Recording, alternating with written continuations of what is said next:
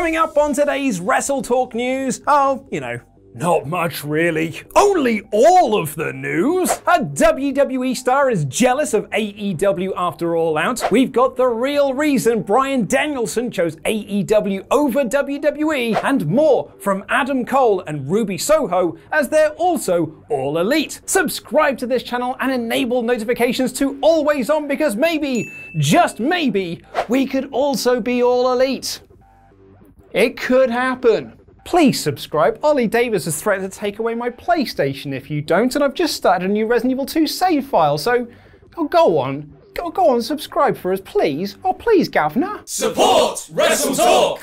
Last night's AEW All Out didn't just see the Lucha Bros win the AEW Tag Team Championships in one of the most insane cage matches ever and possible Match of the Year contender. It didn't just feature CM Punk's first wrestling match in 7 years. It didn't just feature Minoru freaking Suzuki come out to face off against Jon Moxley. It also featured the AEW debuts of Ruby Soho, Bryan Danielson, and Adam Cole, baby. AEW, please, we can only have so many headlines from one show. It was a night that prompted Chris Jericho, who beat MJF to make sure he can still wrestle with the company, to tweet that tonight the game changed. But Jericho wasn't the only person tweeting about the show, as WWE Cedric Alexander was also watching and had some thoughts of his own for the old Twitter machine. After the show went off the air, Alexander put out a couple of tweets saying, "Well damn, I'm so jealous of Big Swole right now." Cedric Alexander to AEW confirmed. For those who aren't in the know or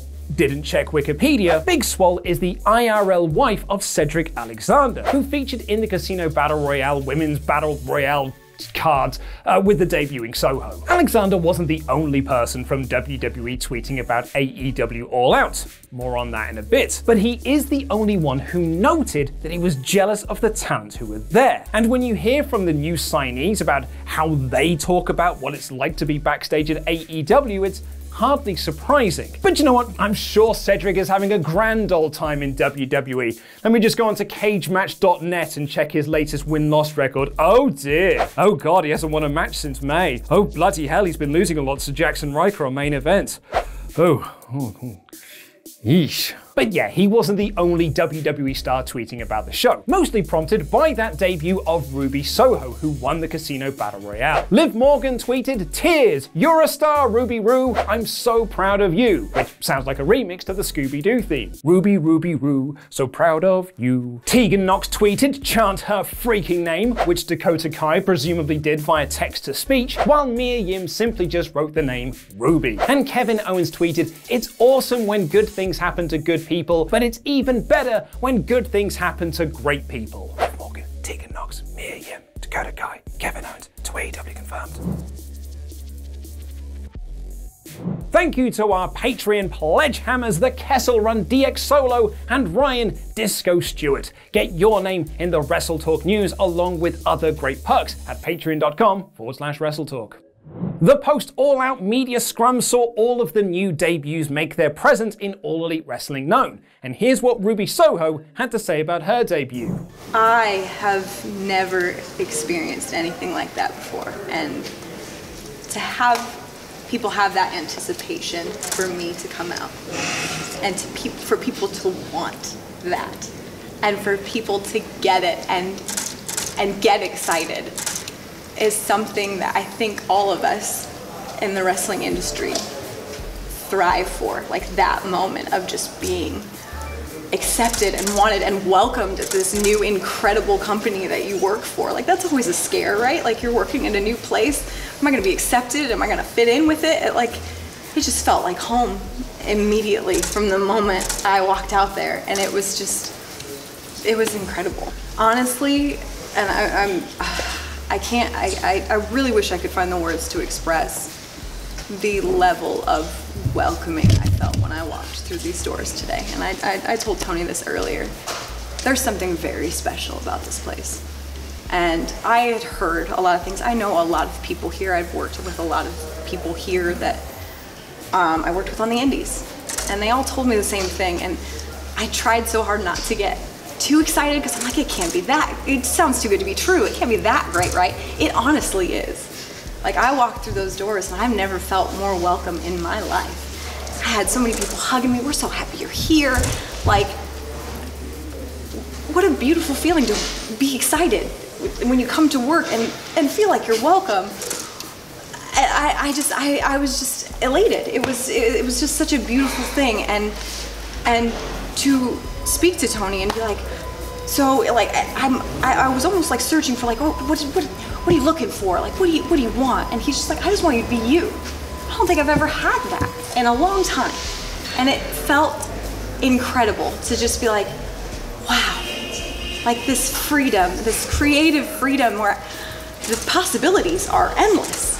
Ruby Soho was released by WWE back in June as part of their budget cut, along with Lana, Braun Strowman, Buddy Murphy, and Aleister Black, who is also now in AEW as Malachi Black. But it's a slightly different story for Bryan Danielson, the former Daniel Bryan in WWE. It was reported back in May that following his match with Roman Reigns on SmackDown, where the stipulation was loser leaves town, Bryan lost and actually left town. And it wasn't just a gimmick. Bryan's contract had actually expired and he was now a free agent. Although many in WWE felt that he would re-sign, with reports at the time saying Bryan wanted to do work with and for WWE, it was then reported by Body Slam that Danielson had instead chosen to sign with All Elite Wrestling. Several outlets noted that the original plan was for him to debut at the New York show in a couple of weeks, but potential COVID restrictions on that Grand Slam event had forced AEW to pull those plans forward and have him debut at All Out instead. But why, oh why, did Danielson choose All Elite Wrestling over WWE? You know, honestly,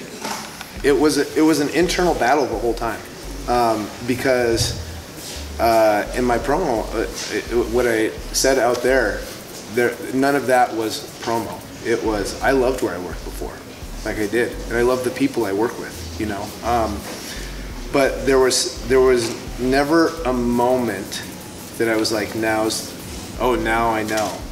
It's just, I kept seeing it and I kept being like, God, like, so one of the things, and I don't know how many of you are married or have kids, but when you're married and you have kids, like, your life becomes like a little bit tame. I love it, but it's a little bit tame.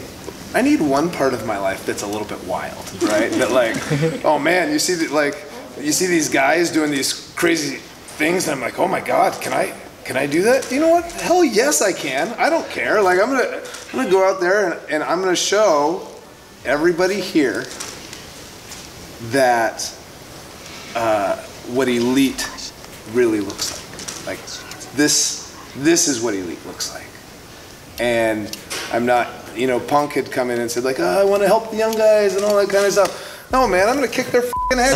Can I say that word? Yeah, can I say in this that? room you can. Yeah. Okay, yeah. Despite what he just said there, however, his reasons for joining AEW are actually similar to CM Punk's, in that it came from watching the Brody Lee tribute show in December. I mean, so many of us loved him so much, right? And so we saw how special it was, and we saw, like, okay, we're going to stop what we're normally doing and do that. And I thought, like, that was really special to me.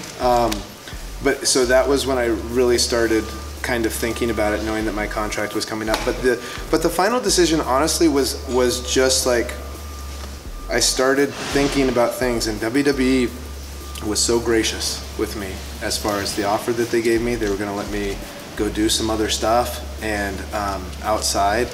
But there's just, I hate to say this, there's sometimes Vince and I have a great relationship, and I love him. I do. Sometimes he's overprotective of me, and I want to be able to push my limits. That's one of the things that I love about this, is like the physicality of what we do out there, and being able to push my limits and being able to do that here in a safe manner is one of the things that really drew me here. As for whether we would see his wife Brie Bella join AEW, Bryan noted that she is happy in WWE and has a lot of business connections, so Brie Bella to AEW confirmed, you might as well at this point. But Bryan Danielson wasn't the only WWE wrestler whose contract had expired and then he showed up in the main event of All Out. Baby.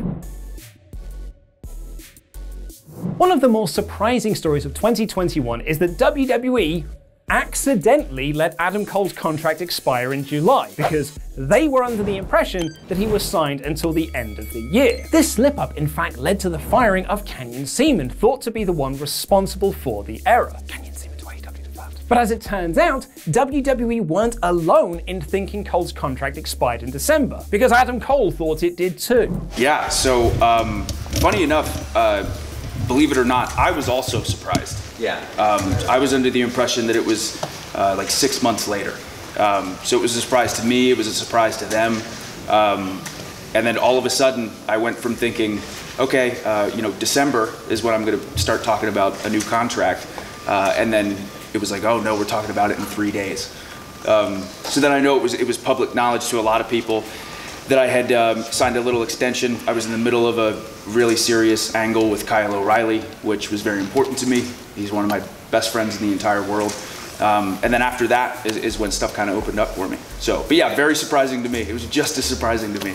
That extension ended at NXT TakeOver 36, where Cole lost to Kyle O'Reilly in a 2 out of 3 falls match. It had been reported that WWE were making serious offers for Adam Cole to stay, baby. Even meeting with Vince McMahon, who told him both Raw and SmackDown creative teams were putting together pitches for his main roster debut. While it may seem unsurprising that Cole would choose to sign with AEW, after all, his girlfriend Britt Baker, DMD, works there and he's very friendly with the Elite following their Bullet Club days, Cole didn't actually have a bad word to say about his time in WWE. Well, because when you think about where I was, like that technically was my dream since I was 9 years old.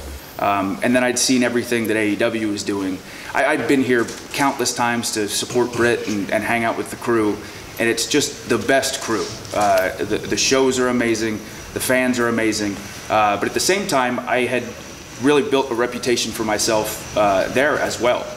But I knew in my heart pretty early on that I wanted to come here. And it was no knock whatsoever on them. I had a very excellent 4-year experience, but I wanted to come back and work with a crew who I love being around 24/7, a crew that is just as passionate about pro wrestling as I am, and fans that feel the exact same way that we do. So making the decision was a fairly easy one. Ollie Davis may not have captured the Jam That Championship from Pete Quinnell at last night's all-out reactions, tying the score at 5-all, meaning Pete retained via champion's advantage. But at least they had a nice time reacting to Adam Cole and Bryan Danielson debuting. Adam Cole!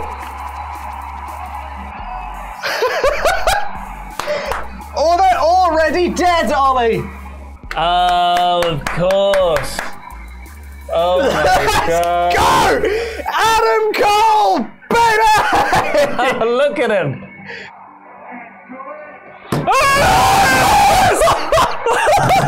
No! Flight of the Valkyries. Oh my God, it's happened. Bryan Danielson. Shaved head, big beard, and a slick back hair. Holy crap. Oh, they just put everything. Do you remember what I said? Remember what I said? Maybe you could just put everyone on the show.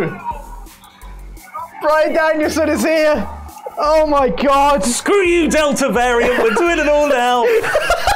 And although Adam Blompier asked me to play that second clip for him 5 times in a row in the office, that's not a joke by the way, he also requested it be set as my new text tone, Ollie's reaction to Cole and Danielson's debut may have been topped by CM Punk. Pardon my lewdness, I got a boner for that.